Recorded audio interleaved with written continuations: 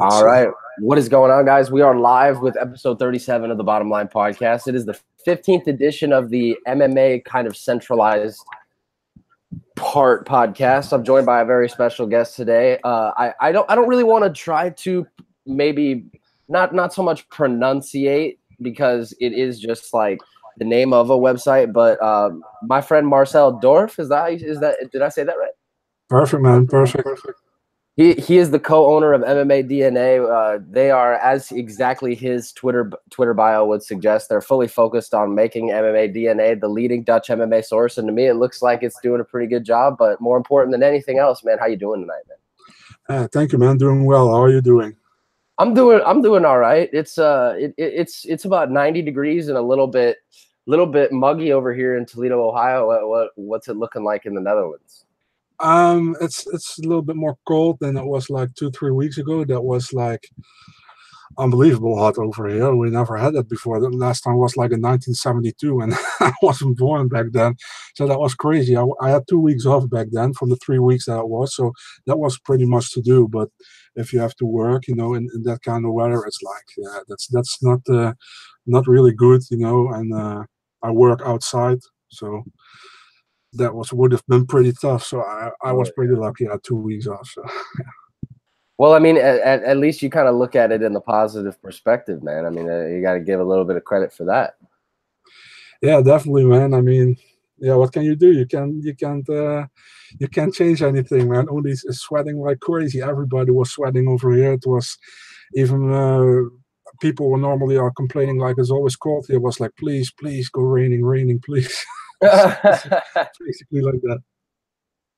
Well, man, I think we got an awesome podcast lined up for today. We're going to talk a little bit about what went on this weekend at the Pinnacle Bank Arena in Lincoln, Nebraska, as well as going through some new fight announcements and kind of looking ahead to what maybe would meet the eye to some as a kind of an inactive weekend in the sport of MMA, but we don't view it that way. So we're going to give our takes on some shows like Fight Nights Global's back on Friday night, and then we got PFL 7 on Thursday, Cage Warriors in Liverpool and Invicta 31. Yeah, it should be a good one. So without further ado, obviously the UFC Fight Night 135 took place in Lincoln, Nebraska on Saturday night. And I got to ask you, from the landscape of the entire card, the very first question I have for you is, top to bottom, action-packed, on the topic of it being action-packed. There's only one other card, in my opinion, that kind of compares to it this year so far, and that was UFC Austin. Was this the most action-packed and fan-friendly card of the year so far? Phenomenal card, man. I'm very, very good matchups.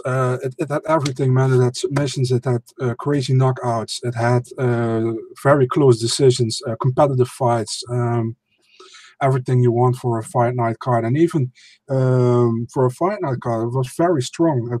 I saw people complaining about it before the card, and I was like, I never complain before a card, or it has to be really like, oh my god, But normally I never complain and just watch. But for me, I never give very high grades, but this was like an 8 for me. Really, it was a phenomenal card, like I said, and from start till the end, I enjoyed it.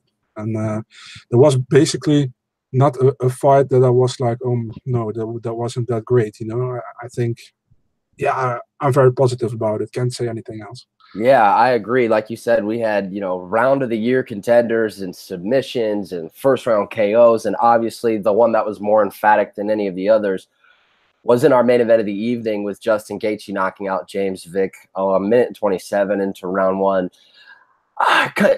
I kind of have mixed feelings about how this went down. I mean, obviously very happy for Justin Gaethje, but I'm a little bit saddened for a guy like James Vick, and I might be in the minority on that, just because James Vick might have been out of place a little bit. But I really did dub Vick with the height advantage and reach advantage he would have over pretty much everybody in the division as a guy that could be fast tracked to the top of the win. And obviously he was knocked down the ladder a few pegs. Yeah, definitely. I mean, like I said to you, I also picked James Vick to win before the fight. I thought he was going to use his reach. He could keep the distance, and he was maybe picking him apart. But he couldn't really use his reach. Gaethje could close the distance, and yeah, he caught him, man, clean knockout. Definitely a knockout of the year contender, I think. Brutal. Yeah, absolutely. And I don't have any bad things to say about James Vick. I mean, people like to how do you say that? To pick on him right now and all that kind of stuff. Yeah. He never really bothered me with what he said. He felt a little bit disrespected in the lightweight division, and I see that, man. I mean, he got a nice streak. His only loss was to Beneil Dariush before by knockout, and he showed progression in all of his fights, in my opinion. So I could see why he wanted this fight and why he thought he was going to win, and why I thought he was going to win, honestly. But Justin Gaethje, phenomenal, man. I mean, everybody was like, when he basically came in the UFC, knocked out Michael Johnson, was like, this guy gonna be big.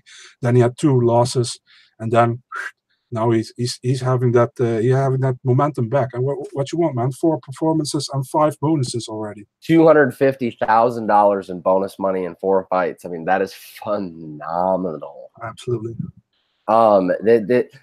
I guess the question is with Justin Gaethje, and obviously, you know, the less hotter topic of the two is who you would match James Vick up with next. I mean, I think the Paul Felder fight makes a lot of sense for him. I think Dan Hooker could make some sense.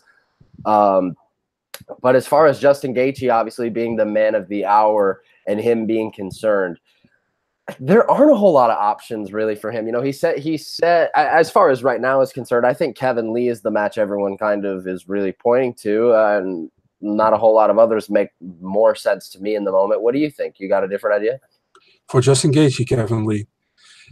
Yeah, absolutely. I mean, I saw people saying Kevin Lee against Al Iaquinta, part 2. I rather go with Kevin Lee against Justin Gaethje, just not because it just is a new fight, you know, but I want to see more of Justin Gaethje's wrestling game. I would like to see that as well, because Kevin Lee for sure going to take him down. That's what he's going to try. So I want to see.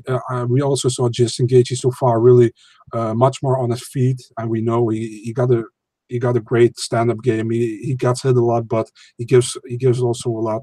So, but I want to see him against Kevin Lee. I think it is a good matchup for both of them, and yeah, it might be next not next contender, I think, but probably in the mix again for a future title shot. Definitely right up there. And I think from a stylistic standpoint, that fight really intrigues me because Kevin Lee is so phenomenally aware at how to advance his position, and the way that he passes, the way that he passes when he's on the ground, I think is unparalleled, especially at 155. How he can pass guard and advance into side control, and, you know, use his positional awareness to kind of advance himself into beneficial and advantageous areas. I don't see a lot of guys do it the way he can, and I'd be very interested to see how Justin Gaethje can kind of defend against that. Me too, man. I completely agree with that. So yeah, it would be awesome. On the topic though of Kevin Lee, Al Iaquinta too, I saw Ariel Helwani reported after all the fights were over.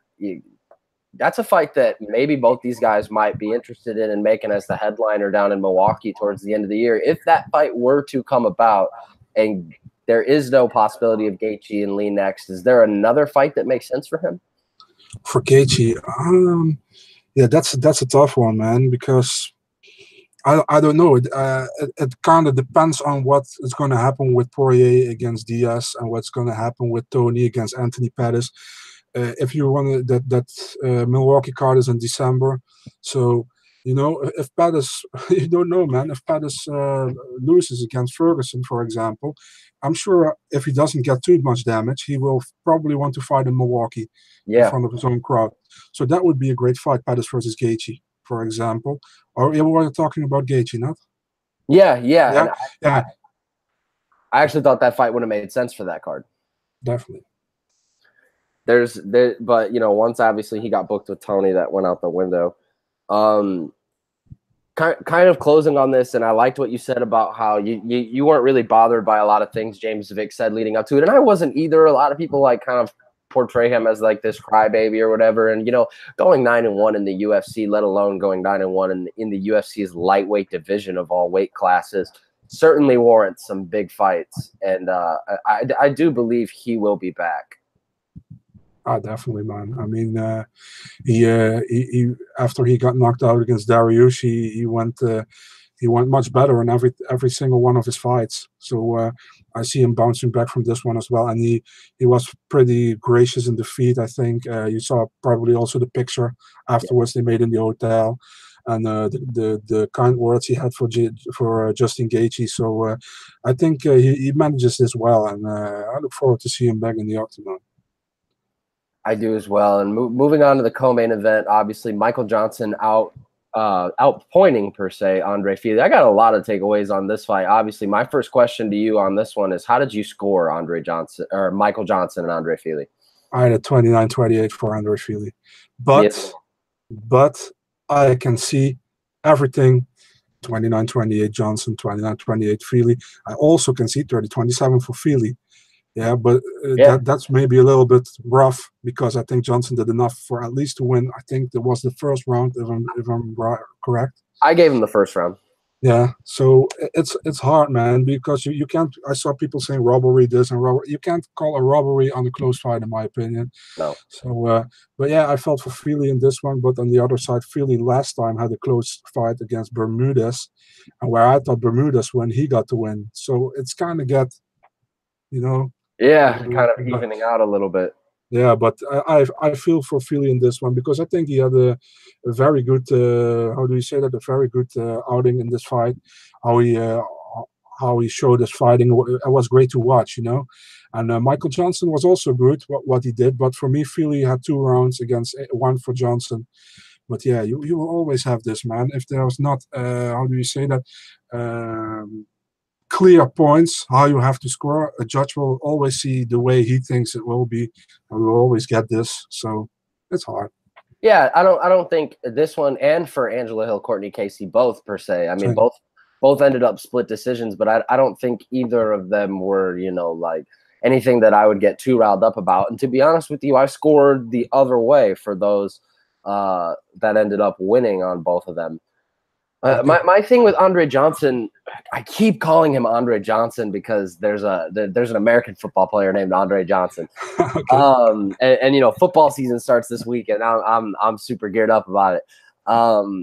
But anyway, Michael Johnson, I think what I took away from this is that his power really does not look to be translating very well at all down to featherweight. That left hand that he landed on a lot of guys in the lightweight division were putting people out, and that doesn't seem to be happening against Elkins, and it didn't happen against Elkins, and it's not happening against Fili. Yeah, it's crazy, man. If you see who he beat at the lightweight, he has a knockout win over Poirier, he has a decision win over Tony Ferguson, over Edson Barboza, and he had like a bad streak on lightweight. He went to featherweight, and yeah, I'm also still not convinced if this is the right choice for him. But we will see in the future. He'll probably get a higher ranked, closer to top 15 guy next. So we'll see what's going to happen. Yeah, I think because I did the matchmaking article for my website that I write for this week, themmatakeover.com, for those that don't know. I can't remember who I matched him up with, to be honest with you. I was kind of back and forth on it about whether, like, do they give him a top 15 guy next? Do they kind of hold off on it? There's not a whole lot of top 15 matchups, to be honest with you. I think make a whole lot of sense for him. I mean, and also with Yair being out of his fight with Zabit, that was one I thought could happen. But, like, does Michael Johnson really want to take that fight? I don't know, man. And so quick after this one. I don't know, honestly. What do you think? No. I think that's a terrible fight for Michael Johnson. I think a lot of those guys between 11 and 15 would be bad matchups for him. I think Volkanovski's a bad matchup for him. Obviously, he's already fought Elkins. Obviously, Zabit is a nightmare for literally anyone. See, I put him up against. I can't find it. I put him up against Ricardo Lamas. Yeah, I can see that. But Ricardo Lamas, where is he? Between top 10, top 15 right now? Huh? 12. 12. Yeah. Yeah, we wouldn't be a bad matchup, I think. No. And for Andre Fili, I feel like Andre Fili has so much potential, and he obviously he was using his kicks really well, and a lot of those high kicks that he was throwing up against Michael Johnson were getting blocked, but they were affecting him without a doubt. My thing about Andre Fili is he's had these matchups before. Obviously, came up short against Yair, as well as others. He's one of those guys I think has a boatload of talent, but just hasn't been able to seem to figure out how to put it all together. Yeah. It's he's like what you say. He's like just not in the top 15, but he can compete with the guys around there. That's right now how it is. But I see progressing in him. So I don't know. What do you think? I think you said it best, man. I think that progression is in it, but a lot of those guys down at Team Alpha Male are incredibly kind of self-aware. Like when I was talking to Josh Emmett like last week, he shared with me a lot of information about how they kind of game plan for opponents, being that there's so many guys in the same weight class under that roof that they all can just kind of, tap each other like, hey, what did you guys do against this guy? Or how did this work against this guy? But all of that being said, with all those guys under the same roof, there's a lot of limited opportunity for growth with so many guys to pay attention to, if that makes sense. Yeah, definitely. Getting to the rest of the main card, obviously, Courtney Casey finally getting a split decision over Angela Hill. Like I said, I had it 29-28 Hill. What did you think? I had 29-28 Casey.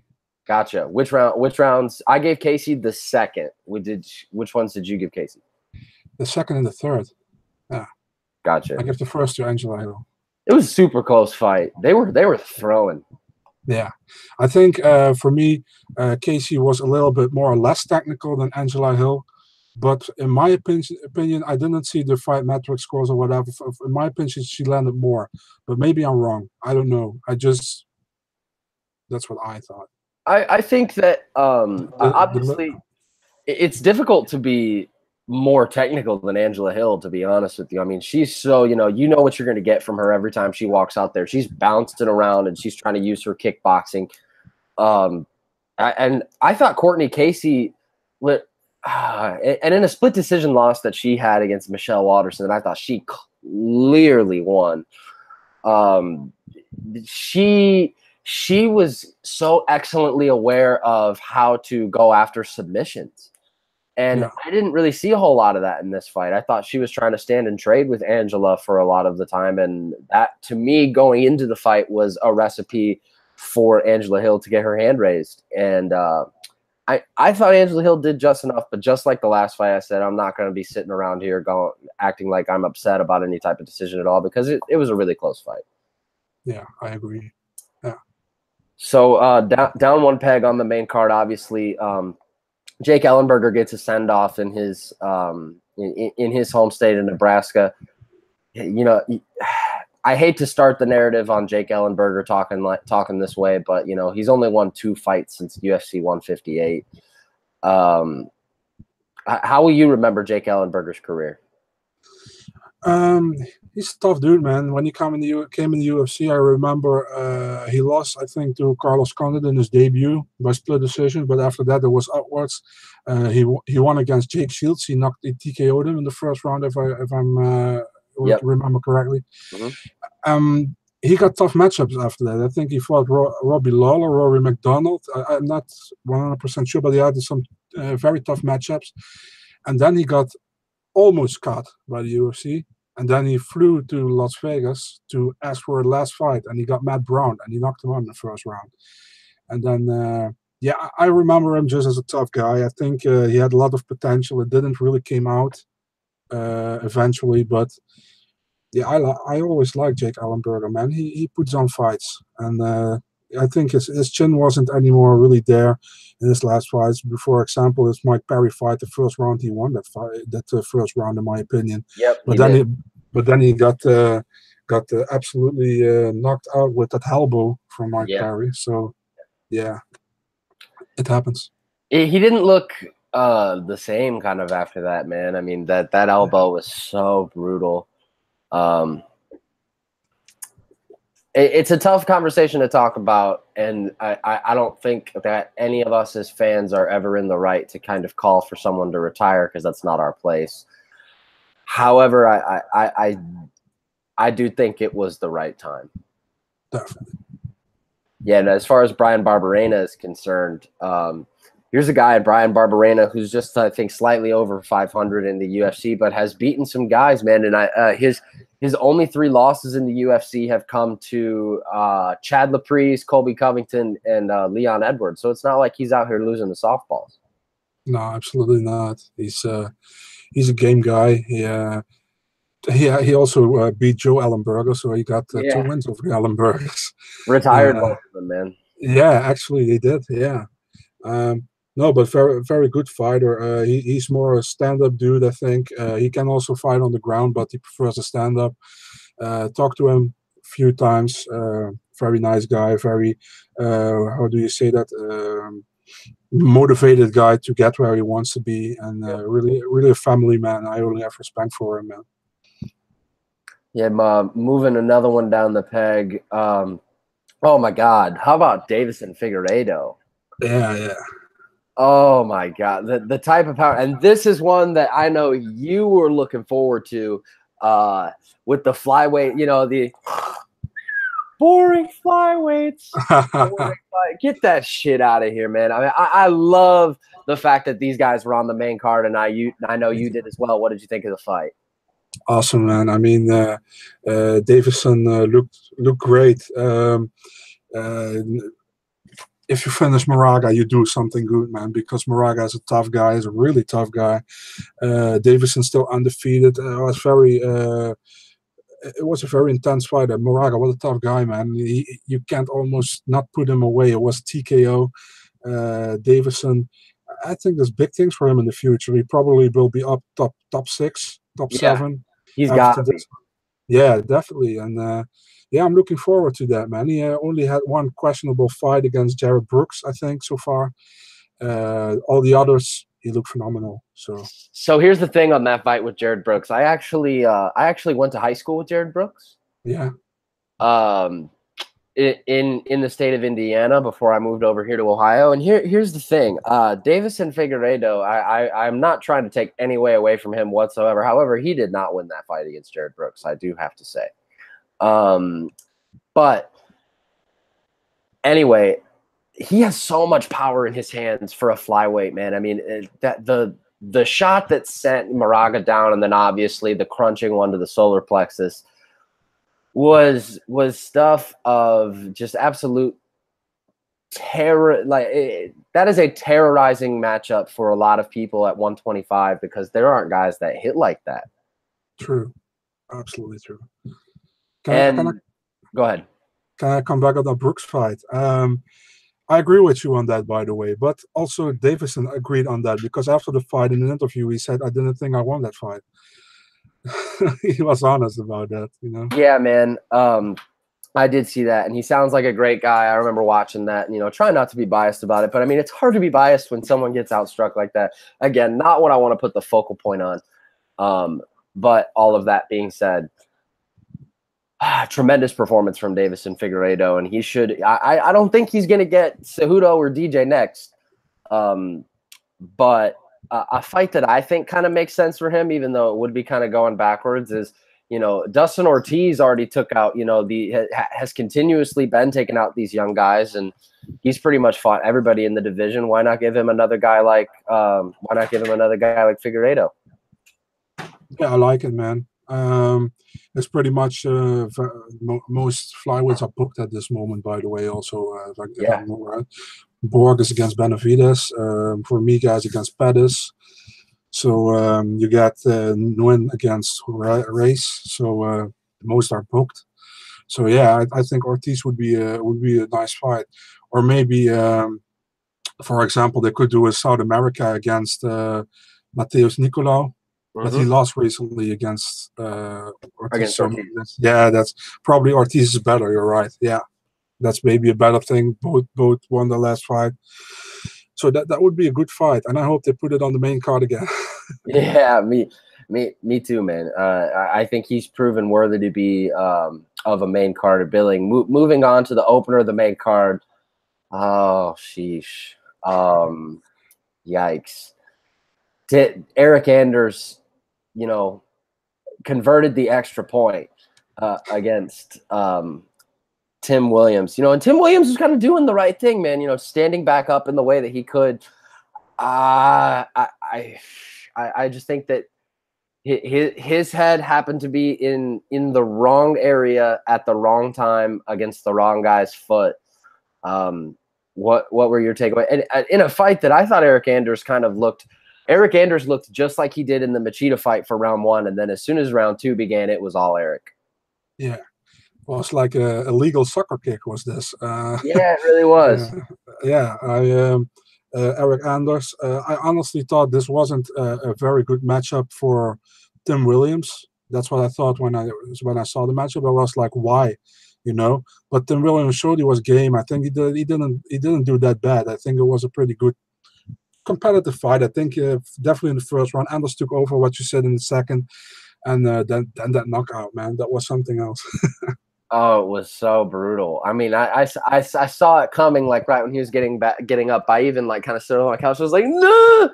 I saw that he was looking for it, and he actually tried it, I think, 1 or 2 times previously whenever, Williams would be trying to be there, like sitting there like, come on, like I want to pull guard, and Andrew's like, no, I don't want anything to do with that. I give fucking props to Eric Anders, man, for not landing any more damage. When he saw he was out, he was like, done deal. Yeah, I love when guys do that. There's no need to inflict any more damage when someone's as out as Tim Williams was. Yes. Eric Anders is a guy, again, like, he's right back up in that fringe top 15 conversation in a weight class that, may I add, also I think could be one of the. It's obviously not one of the most stacked right now. However, give it about a year or two, and that top 15 might be looking better than a lot of others. You got guys that are coming up in that weight class, like Trevin Giles. I think I'm really high on Oscar Pejota still. I know he just lost to Meerschaert, but I think he's really talented. Obviously, Adesanya had a quick rise, and all of these other guys. Middleweight is looking really, really good right now as far as the future is concerned. Definitely, man. Yeah, we'll see what happens, man. Trevin Giles, I'm also big on him. So I'm looking forward to see him back in the octagon. And you have some, what was that? Charles Byrd is now also in the UFC. He's also at middleweight, I think. Yeah, he's UFC 228. Yeah, against Darren Stewart. Yep. Yeah, I really like him as well. So yeah, we will see what's going to happen. I mean, there's a lot of talent that's coming right now, and yeah, what you say, man, it can be like completely different looking middleweight division in the next few months. You never know. I definitely think that there's a strong possibility of that. For the rest of the card, we'll kind of go quickly through the rest of the prelims, starting with the featured prelim. How about James Krause? Damn, dude, I didn't expect that. I like James Krause. He's a good fighter, but I didn't saw him winning against Warley Alves, but he did it. What a knee he landed there, and he completely he shut him down at that moment. And yeah, very, very impressive win. I think Warley Alves was never been finished before, if I'm correctly. Correct. So that's very impressive. And James Krause looked great at welterweight. I hope he stays at welterweight.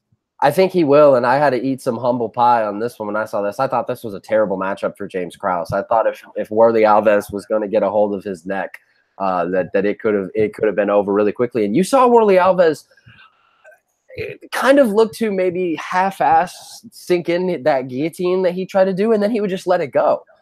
I was wondering what that was about.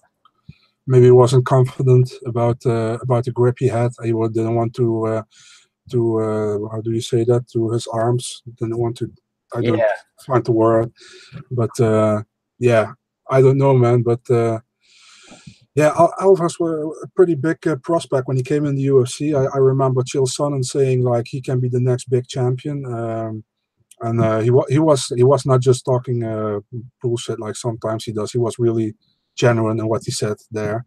So and I was really impressed with Warley Alves. So yeah, I don't know what's James Cross did just great. What can you say, man? That was probably his best fight, or definitely best finish so far in the UFC. And I'm looking forward to see his next fight, because that should be close to top 15, I think. Yeah, definitely. That runs his win streak to 5, and then obviously up next, what do you say about Corey Sandhagen? Yeah, what can you say about that, man? That was crazy.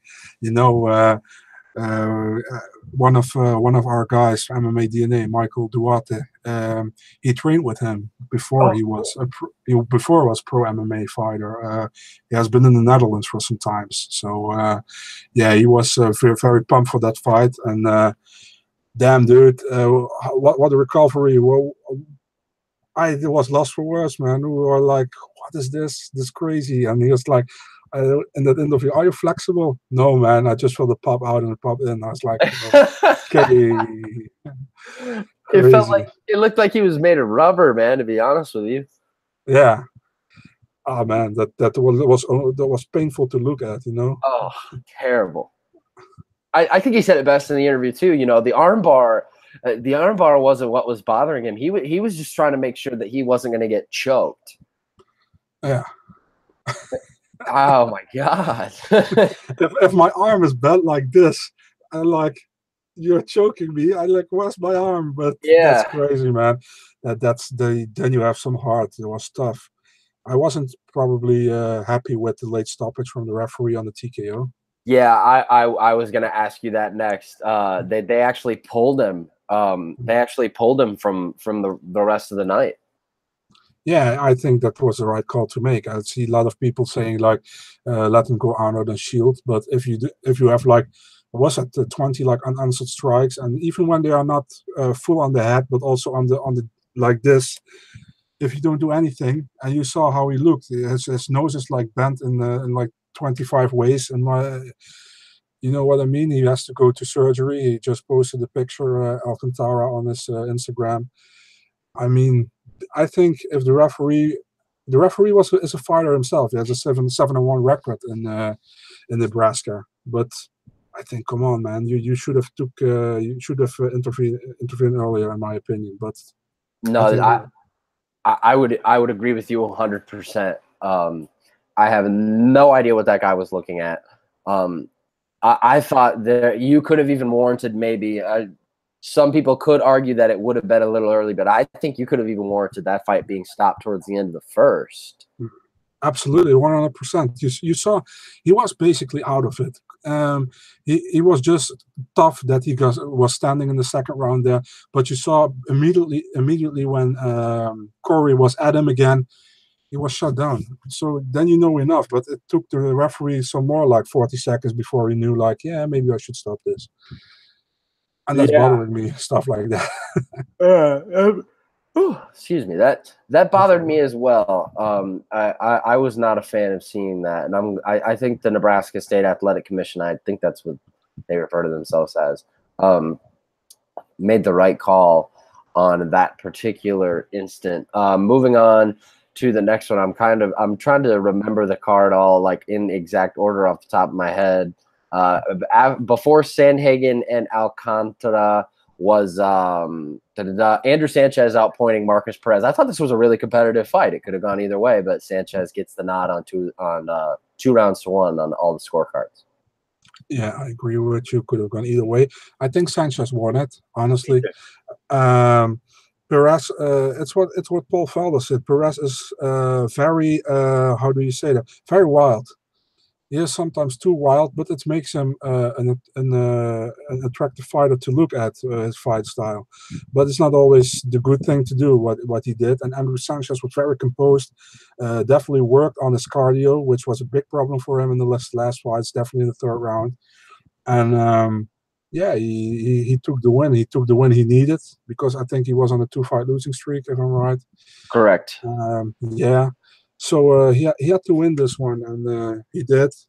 Yeah, let's. I want to see who's next for him. I don't know who would be next for him at middleweight. I made him versus Gerald Meerschaert. Okay. Yeah. Yeah, I think that's that fight makes sense. yeah, definitely that makes sense. Yeah, Mearshot, I'd have a common win with Spicely, Yeah, but that wasn't an Ultimate Fighter. Spicely against Sanchez. yeah, I would be surprised, to be honest with you, if Spicely was still on the roster. After I think, what was he? He's either 1-3 or lost his last 3. Yeah, he's cut now, Spicely. Oh, okay, gotcha. Yeah. Moving on to Mickey Gall, man. You know, he gets these guys on the ground, and it's rear naked choke city. Yeah, absolutely. Josh Sullivan is not the only thing he didn't have to do was don't get Mickey Gall your back, and it's maybe easier said than done. But Mickey Gall got his back like very quick, and it was over. Yeah, George Sullivan has a very tough run in the UFC so far. I think he did look better against Nico Price in his most recent fight. Yep. But yeah, I feel like I hope not for George Sullivan, because I don't dislike him or anything, but I think he might get cut after this loss. And I think there's a good chance at that. Yeah. Mickey Gall, dude. Mickey Gall, Diego Sanchez is a fight that I like a lot. I know Diego's booked, but he called for that afterwards, and that'd be a wild man fight. Yeah, and Diego has some good ground game as well, so that's something that would be fun to see if you can say the young guy against the veteran. Diego it's crazy to call Diego a veteran. I can remember that he was the young guy. So Jojo Calderwood getting a very unexpected and last-second win in the first round by triangle armbar against Kalindra Faria. What do you have to say about that, man? I mean, if I could have bet the house on anyone not getting their first submission of their career of the night, it would have been her. Yeah, I agree. That was very unexpected. Kalindra looked great. She had the ground control, top control for like 4.5 minutes, I think. Yep. And Jojo tried to get out of it, but that didn't work. And out of a sudden, she had her in a triangle. I was like, whoa, what's going to happen here? And then she had the armbar with triangle, and yeah, she tapped her, and that was, she needed that victory after 2 losses. Yeah. Back at flyweight, she was 1-0 in flyweight against Letourneau. So yeah, I wonder what they're going to do. Where she's going to be in the rankings next? I think she will be ranked. She was still strawweight ranked, but she will be out of that, I think. She should definitely be ranked. Yeah. So yeah, I think Faria's done, man. 0-3 in the UFC. Although she did look good in this fight, but she got caught. Yeah, no, I think she's probably done as well. And I thought Calderwood making the move from strawweight to flyweight was a great decision. She didn't look happy. She didn't look, she didn't look very good, really, ever. At 115, I think 125 is a weight class that she could very much so flourish in. Do you agree? Yeah, man, absolutely. What do you think about Jessica Ai against Joanne Calderwood at flyweight? So that's a fight that, like I said, for the article that I wrote, that's the fight that I made at first. But I think, and that's a fight that makes a ton of sense. I could definitely see them going that direction. But I ended up going with Ashley Evans-Smith. You could go with either or, though. True. I heard Ashley Evans-Smith have something booked. She said it in the Cajun Johnson podcast, but she couldn't say where and against who again. Gotcha. Okay. So, I don't know against who, but it made sense for her, she said. So, and it was probably somebody who will get her higher in the rankings if she wins. So, I didn't know Cajun Johnson had a podcast. That's got to be interesting. Where can I hear that? I don't know. I will search and I'll give you a link. It's the Raging something. I don't know. Yeah, please do. That's a podcast I'm very interested in checking out. Okay. Not a whole lot. I mean, this fight kind of went as expected. Drew Dober outpointing John Tuck. I kind of expected this to go exactly the way it did. Yeah, me too. And then this one as well kind of went the way I expected. Hani Yaya getting him down and pulling off that heel hook on Luke Sanders. I had Luke Sanders because I thought he he looked good in all of his fights so far, but it's what somebody on Twitter said. He always finds a way to lose for some reason. I don't know. Yeah. But against Rani Yaya, he's very underrated, man. I mean, what's his record in the UFC? Like 10-3, 11-3. Yeah, crazy. And he's I think never been ranked, or at least not the last 2 or 3 years. That's crazy to me. He's a good fighter, man. I mean, he should fight. He's a fighter that actually nobody would like to fight in the top 15. No, why would you ever want to fight Rani Yaya? Yeah, like he's a specialist. I mean, dude, once that guy gets you to the ground, it's over. So, really awesome card in Lincoln. Moving on to new fights for this. Obviously, the heartbreaking news. Yair Rodriguez is out against Zabit Magomed Sharipov. I've read the UFC's got a replacement, but they just don't know who. Oh man, that was that was the most awful news from last week if it comes to fight announcements or whatever. I'm huge on Zabit. I like Jair. That was a fun fight. Yeah, I wonder who they're gonna put in there. I can't imagine that somebody in the top 15 is like, yeah, give me that fight. No way. No way. I see probably they probably put a Contender Series guy against him. That's what I think. Or I don't know, man. John Lineker has put his name in the hat. They didn't want that. Yeah, you don't think they could really do that, do you? With John Lineker? Nah, I didn't think so, man. I think John Lineker is already a small bantamweight, and Jair Zabit is a pretty long featherweight. So he looks like a welterweight. Yeah, exactly. So that wouldn't too much make sense, I think. But I'm happy that still the UFC had that thing like Zabit versus to be determined. So he's on the card. Please stay on the card, man. Yeah, no. If I don't get to see Zabit fight at 228, I'm gonna be pretty upset. I understand, man. I saw his debut in Rotterdam. Oh yeah, where he literally his first strike he pretty much threw in the UFC was the Showtime kick, and I remember watching it too, and I was just like, "What is this guy doing?" Amazing, man. Moving on to Russia, Desmond Green and Taisumov. That fight's got to be off, right? Well, I've read about Desmond Green. That I know about the two people who died by the crash, but he also, yeah, absolutely, and he also got like the police smelled like pot in his car like 2 weeks or 3 weeks earlier. He drove without a license as well, is what I've read on Junkie. Yep. So I don't see him getting a visa for going to Russia, honestly. So I think that fight is off. I'm pretty sure it will be off, but officially it's not yet. But it's also it's just a terrible situation. Also for Desmond, but definitely for people who are involved in that. Yeah, what can you say about it? You know? Yeah, definitely. I do want to say that my thoughts are definitely out with those that were injured and obviously ultimately lost their lives in that accident. But talking about that fight. In particular, Taisumov just can't get a break, man. Absolutely, yeah. I don't know what's up with that. He has had visa issues for going to fight in the US. He fought in the US before for Fight Nights Global, if I'm correct. Mm-hmm. I don't know, man. And for weird reasons.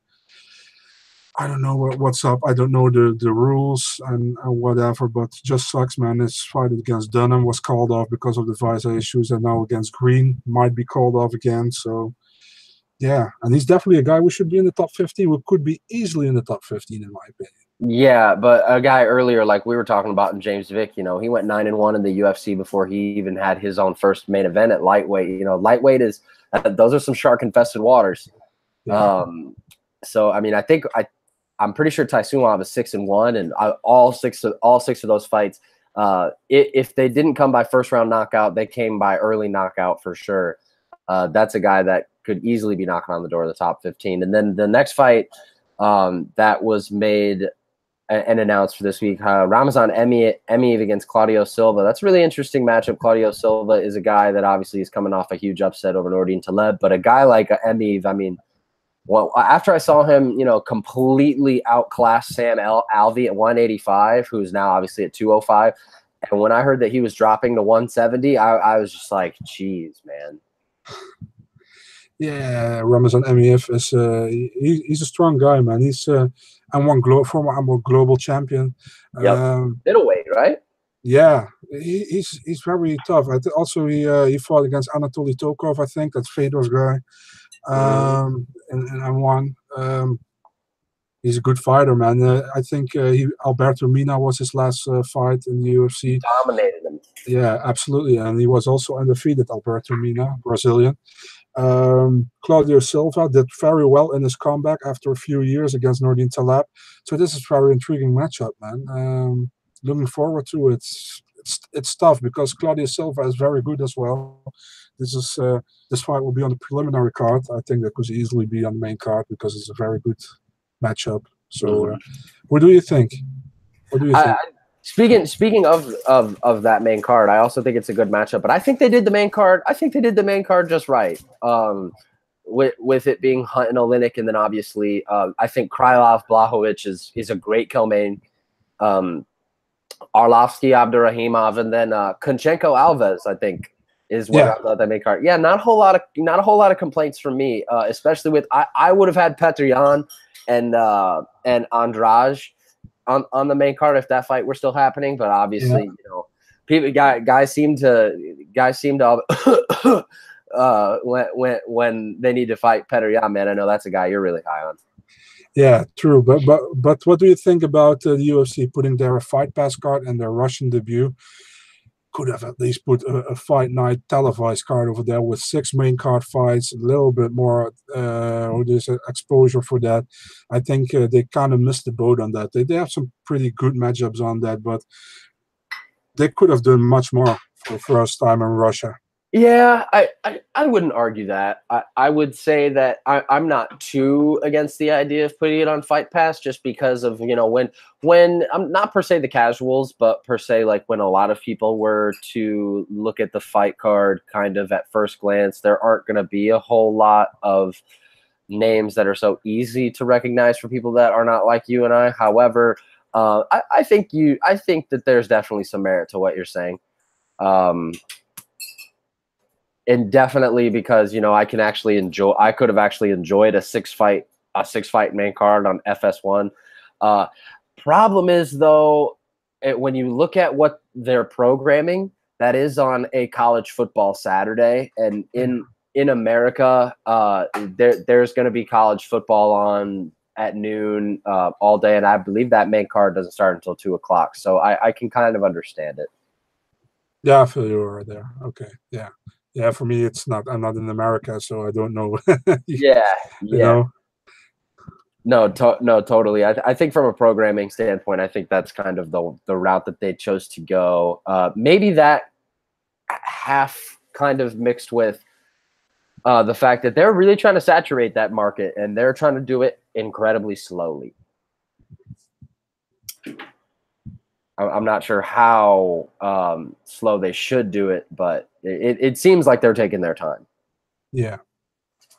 Moving on to UFC Fight Night 137 the week after. Neil Magny's out. I was looking forward to his matchup against Cowboy Oliveira, but I really like the matchup he has now with Carlo Pedersoli Jr. Me too. I didn't know, but Carlo Pedersoli Jr. is the nephew of Bud Spencer. Bud really? Yeah, man. What? Yeah, Bud Spencer also, his real name is Carlo Pedersoli. So I didn't even realize that. I was looking when he fought Bradley Scott. I was putting that fight announcement out, and I saw his name. I had Carlo Pedersoli typed in on Google, and I got all Bud Spencer pictures. I was like, "What the? What is this? Wow, no way! That's crazy stuff." Yeah, exactly.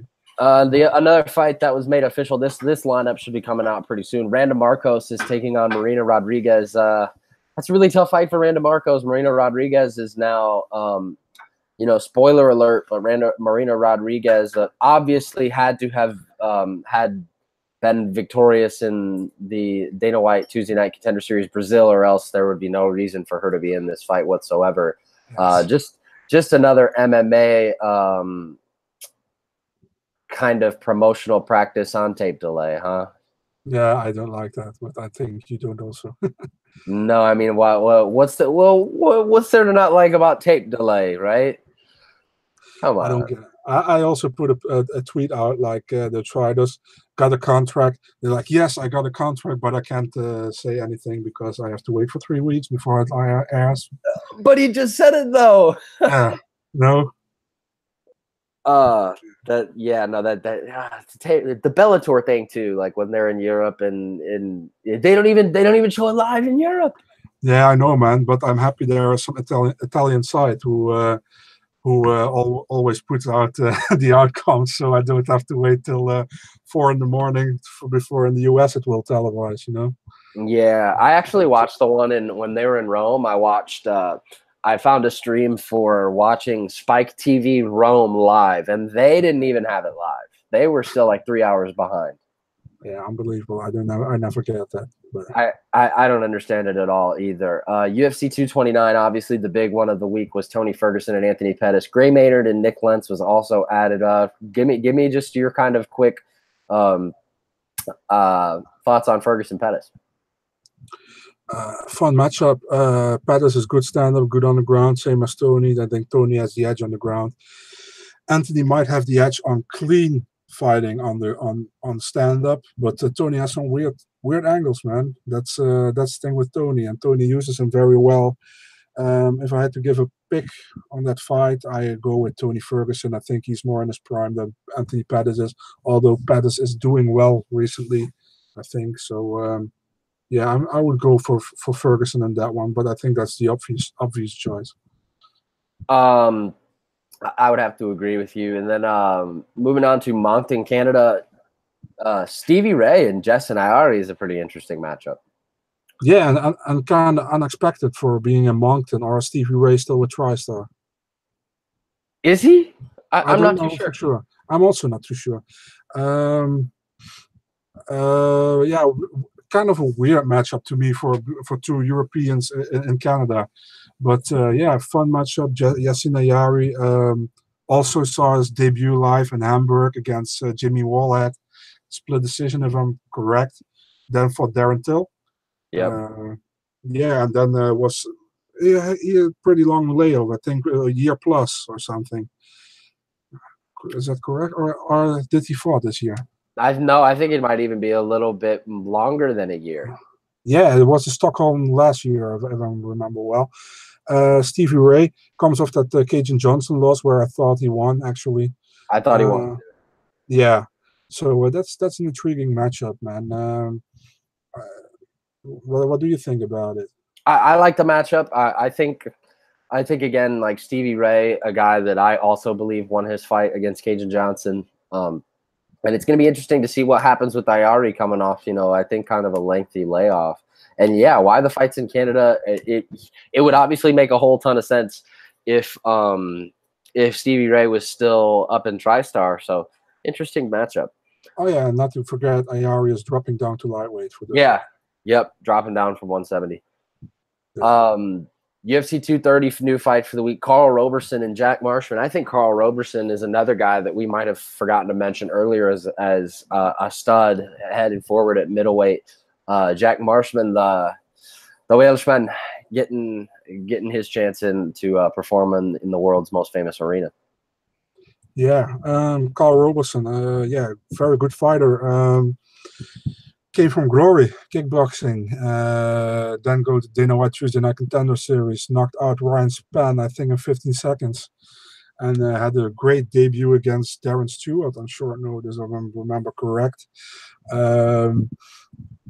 He's a tough guy, man, and Jack Marshman didn't have to impress me so far to this day, so he's tough, definitely, but I give the edge to Carl Roberson. Yeah, me as well. UFC Fight Night 139 in Denver. We get to find out who will have been the true winner of this past season of Tough all along, and Mike Trizano and Luis Pena, and also Alonzo Menafield will be taking on Saparbek Safarov. Your thoughts? I'm pretty huge on Mike Trizano. I follow him since his Ring of Combat journey. Also, he fought in Bellator before he went to the UFC. Had a great Anaconda or Darce choke submission win. He was my pick to win the Ultimate Fighter, so that went well for my pick. Luis Pena, yeah, he's impressive. You can't say anything else. He's great submission against Richie Smullen in a tough finale prelims. Yeah, what can you say? It's a tough matchup to call. I think the most people will go with Luis Pena because of the show he gave, and that Trizano fight against Giannetti wasn't that great. It wasn't. No, it wasn't. But Trizano didn't maybe show his full potential yet in the UFC. So it's an intriguing fight, I think, and I look forward to see that. I'm not going to give a pick right now because I'm still not sure what I'm going to do, but I'm leaning more towards Trizano because I think he has more ways to win. But I can see people picking Pena on the way he went through that whole tough thing and the recent fight against Richie Smullen. Alonzo Menafield against Saparbek Safarov is a great fight for Menafield. Safarov hasn't impressed me too much so far. One of the few Russians that hasn't impressed me so much in the UFC. Menafield, he's solid, man. Fortis MMA guy, just like Charles Burke, Jeff Neal. He's solid, and I see him getting his first UFC win, staying undefeated. Yeah, me as well. Really interesting fight headed to Buenos Aires. Tom Breeze and Cesar Muhachi Ferreira. You gotta ask, how the hell did Tom Breeze ever make welterweight? I have no idea, man. I have no idea. He's huge. He's huge. He's definitely huge. It doesn't make any sense. I look at that guy and I'm just like, oh my God, you made 170? Yeah. What? No, that makes no sense to me. But yeah, no, that's a great fight with him and Mutachi. I got to give the edge to Breeze. That's another guy again at middleweight that could be on his way into those rankings. Yes, I agree. But I'm going against you in this one. I'm going with Mutachi. Cool. Yeah, he went big time against Roberson and really made a statement. Obviously, as we discussed before we started the broadcast, Rashad Coulter, Hu Yao Zhang, Wu Yanan, and Shayna Dobson, and obviously the big one, Curtis Blades and Francis Ngannou's rematch has all been made official for UFC Fight Night 141 in Beijing. Yes. There any reasons for you to lean towards Ngannou to make it 2-0 against Blades? No, not at all. It's actually funny because I had an encounter with Gabriel Carvalho of MMA Brazil. I talked to him and he was like, when we were like 1.5 years back, I was like, yeah, I see Ngannou going far in this division. And he was like, no, Blades is the guy who's going to go far. You know, I say, yeah, you're sure. Yeah, man, Blades is the guy. I said, okay. And now we are 1.5 years further. And I'm like, last time I told him, like, I think you're all right, man. I think you saw that very well. Blades got more ways to win against Ngannou. Ngannou only got the chance of knocking him out, I think, in the first round. But Blades, his wrestling is very good. He has very strong ground and pound. His control is good. He can keep the distance if needs. And I see him getting this win. I see him evening this one. And yeah, what do you think? I gotta agree with you on every facet. Blades got to take him down, and he's got to take him down often because no matter what we've seen out of Ngannou in his past 2 fights, we all know what he's capable of. Definitely, yeah. Ultimate Fighter 28. Go ahead. I don't like the way Dana White is hating towards Ngannou. I mean, if you put someone, make him think he's the biggest next thing in the division, and he made him think that. They put everything on him. They did very little promotion for Stipe. Ngannou was the guy who's going to beat him. So Ngannou is thinking himself, like, I'm that guy, you know? And he loses to Miocic, and he's probably still on that thinking, like, this was just a slip-up, I'll be back. I don't like that, man. I mean, come on. If you are promoting someone and he loses, don't take your back on it, if you understand what I mean. Yeah, I don't throwing like it under that. the bus. Yeah, exactly. That was the right word, sentence I want to say. I don't like that, even when he probably, it's probably true what Dana says. I'm not gonna deny, because Ganu looked like that, how he fought. But come on, man, it's not need to put him in public shame for that kind of stuff. I don't like that. So that's what I wanted to say about it. Yeah, I'm in agreement with you on that for sure. Ultimate Fighter 28 finale gets Pedro Munoz and Brian Caraway. I like Munoz all day in that one. Yeah, we can be short about that one. Yes, me too. See Fight Night 142, another one that I'll be kind of short on. Paul Craig, the master of the last second submission. I don't see him being as fortunate though against a guy like Jim Crute. Me neither, man. Me neither. And yeah, that's probably that have to be comeback of the year, if that's not for Sandhagen against Miraggio Alcantara.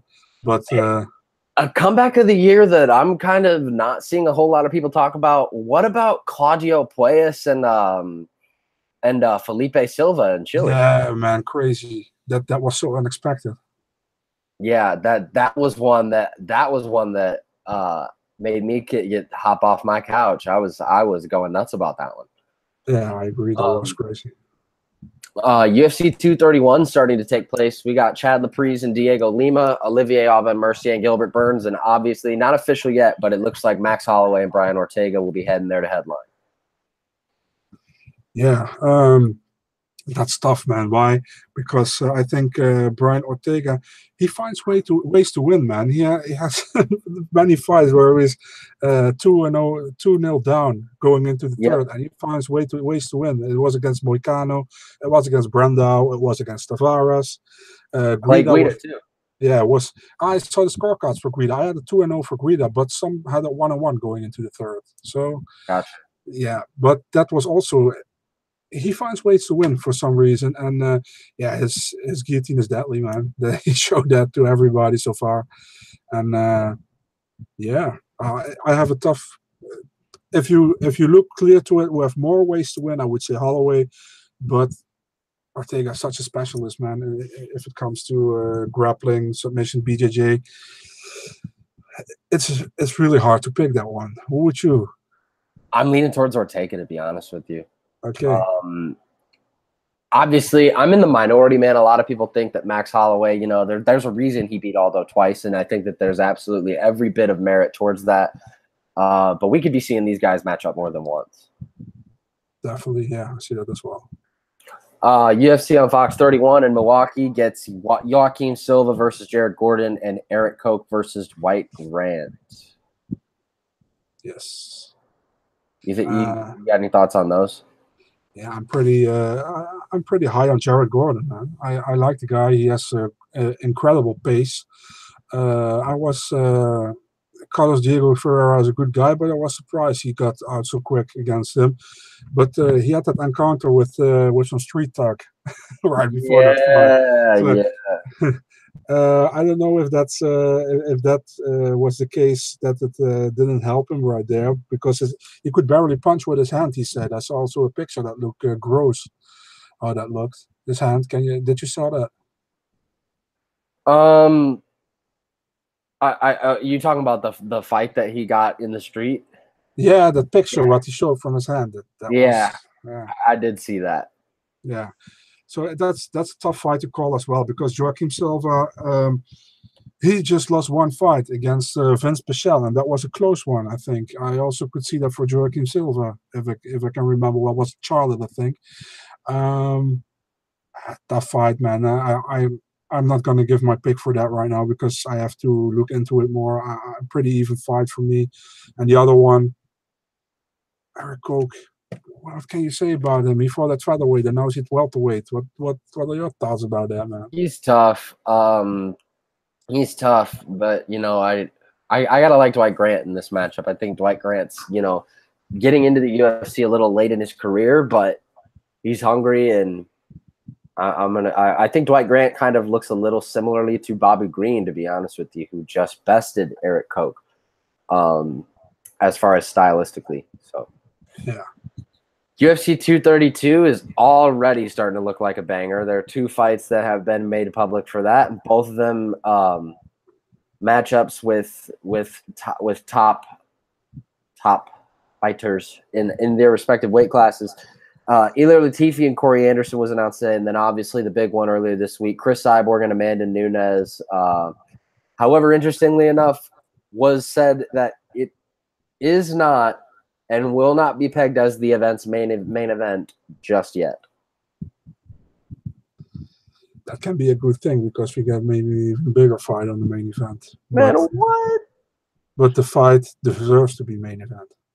I agree. How could there be a main event bigger than that? Because the only thing that I could see being bigger than that is potentially Conor fighting someone else if he beats Khabib. DC versus Jones 3. Maybe. Maybe. I'm just talking out loud. I don't know. I mean, I think main event worthy, definitely Cyborg against Nunes. A very hard fight to pick because yeah. Well, what do you think about that? Because I'm torn. I don't know. I'm torn too. I haven't really decided if I'm going to lean one way or the other. I see ways for Nunes to be able to win that fight, but obviously, you don't even need to look past on what Cyborg needs to do. She's just going to be coming forward, constant pressure. But we've seen it, man, time and time again. When the double champ offering is there on a silver platter, it's usually the one that has the opportunity to take it that does. True. And yeah. Conor and DC have been the ones to do it. Interestingly enough, January 18th next year on a Friday night, I know that you weren't so happy about that, we could see Wonderboy Thompson and Robbie Lawler headline the first ever event on ESPN. Yeah, that's a good fight. And that's a fight they actually wanted to make back in the day for the title when Lawler was still champion. Fun fight. I mean, I think I'm leaning towards Thompson in that one. I think Lawler is getting a little bit more older. Still has a lot of potential, I think, but Thompson will take his distance and he tried to pick him apart. I think that's what's going to happen. What do you think?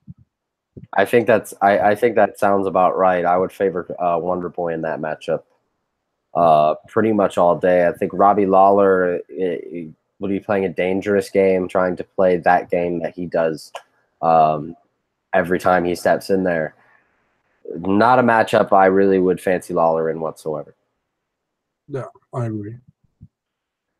Now, obviously, this weekend's got some big time MMA on the horizon. We'll just kind of briefly go over the biggest fights that we have on the horizon for this weekend. And, in a promotion that looks to be getting ready to sink, we get some Fight Nights Global back on Friday night. To be honest with you, I completely forgot this event was happening. Just because when I was looking on the grand scheme of things, I will admit that I was kind of, PFL and Cage Warriors and Invicta on the tip of my tongue. But, tell the people a little bit about what they can expect at Fight Nights Global on Friday night. Fight Nights Global is always fun to watch. It's lots of. I hear myself double for some reason. Oh, it happens like that sometimes. Okay. Do you still?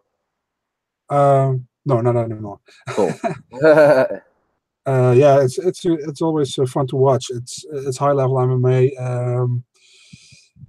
Give it definitely a try. Tagir Ulanbekov will defend his flyweight title against Selgas Sumagulov, guy from Kazakhstan. Ulanbekov is a trading partner, if I'm correct, from Khabib. That's a fun fight. It's a flyweight fight.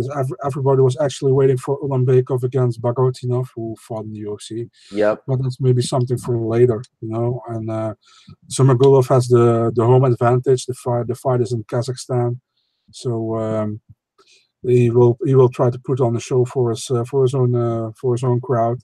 Only like 5 fights for Fight Nights Global because it's in a co-promotion with Torbet FC. And they have 10 fights on it. So I think it's still a big card, but the Fight Nights Global portion is very, very small. And they should be, correct me if I'm wrong, they're going to be in Moscow in October, right? Yeah, they have who do we have there? Miniev, if I remember right. They have a good card over there already. Also a women's title fight. They have lined up for there. Oh, man, I don't know what's going on with me on like this today. We got obviously PFL 7 is on Thursday. Kind of maybe highlight a couple of matchups that you have circled. I think the matchup that I have circled, even though it doesn't really have a whole lot to do with what's going on in the playoffs per se, would be the matchup in the co-main event between Sean O'Connell and Bazigad Atayev. Did I say that right? Yeah. Atayev is interesting though, because he came back into the PFL off of like what, a 10+ year layoff. Yeah, it's a long time indeed. But that fight is there are still many fights for light heavyweight that didn't took place the second fight. I'm looking forward to that as well. Sean O'Connell did actually the commentary for the last time. Yeah. So, yeah. Emiliano Sordi gets his chance to make the light heavyweight playoffs as well. He'll be taking on Jason Butcher. That's a fight that I have circled. And obviously, cousin of Khabib, if I'm not mistaken, Omar. Yes. Omar Nurmagomedov taking on, oh man, how good luck. Saeed Yokub Kakharamanov. Yes. I think it's something around that. I've seen him fight before, but I have never tried to pronounce his own name. Obviously, a guy that I think I have circled on there as well, Magomed Idrisov. I think he got caught in his fight against Steven Seiler in that submission. He's taking on Alexander Becerra, and obviously huge stakes in the in the main event. Winner to the playoffs, loser goes home between I can never pronounce his name right either. Smilinho Rama and Jamie Abdallah. What are you thinking about this card overall? I like the card, man. It's also that fight is added between Johnny Case and Jason High. Yeah. That's on the prelims, by the way, if I'm correct. So that's also a good one. I read that Ramsey Nijem will not compete any further because he wasn't cleared, and that helped me after that fight with Foster. Yeah. Yeesh. Was it Paul Bradley was also didn't got his license also or something. He's also. Oh really? Yeah, I heard that. I thought he was fighting Anderson Fajea. Yeah, wait, I'm gonna search right now because I've read about it. So this is like new. Yeah, it's like posted by MMA Junkie like a few hours ago. I'm gonna search for you a moment. Where the hell did I do that?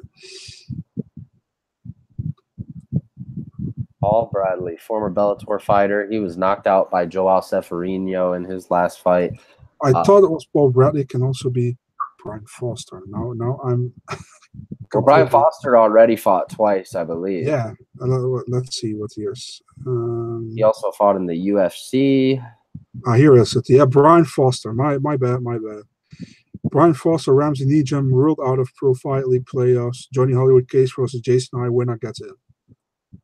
Wait. Okay, yeah. Send me that. Will you send me that link to my Twitter? I'm going to do that right now. Please. Thank you very much. I was not aware of that. That sucks, though. Brian Foster, a guy who looked tremendous in his fight against Ramsey Nijem.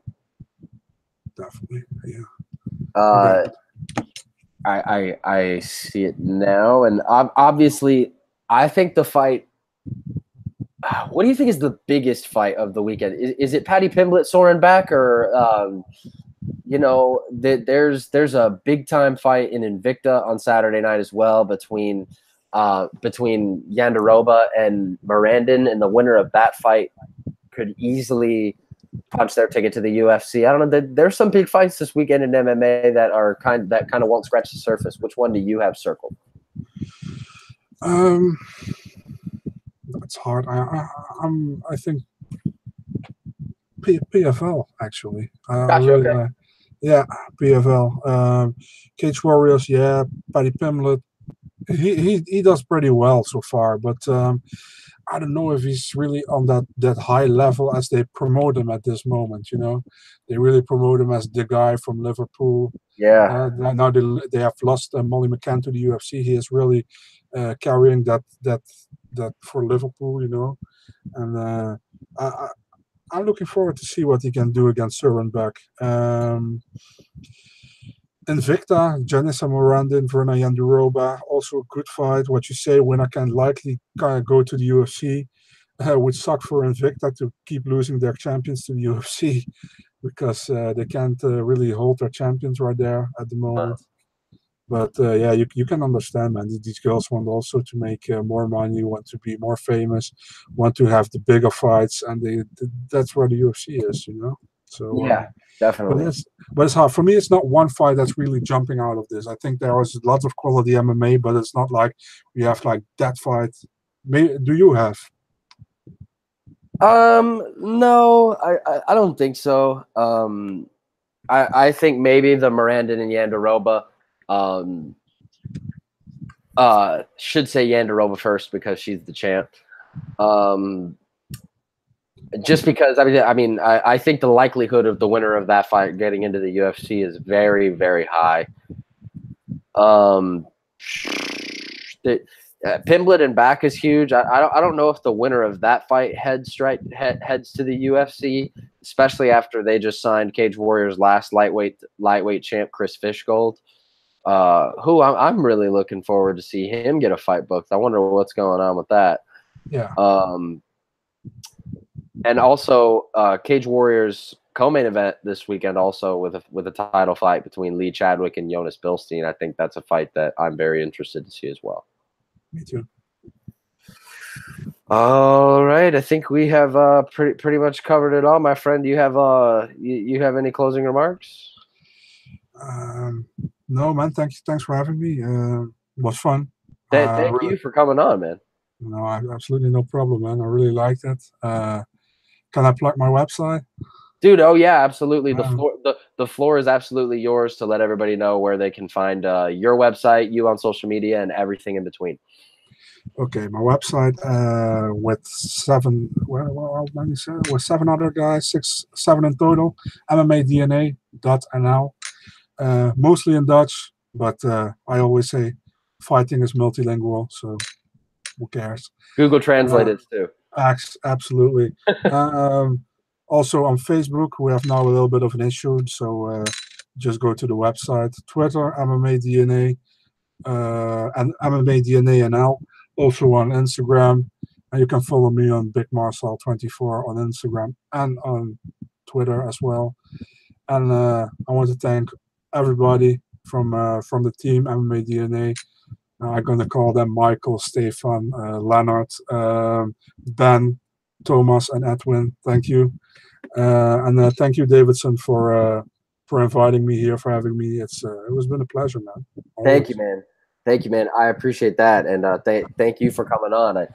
It's been awesome, and I look forward to having you on again here in the future. Awesome, man. Done deal. Thanks, man. Well, I hope you feel a little bit better. I know you say you were a little under the weather coming in, and you have a great rest of your night, my man. Thanks a lot.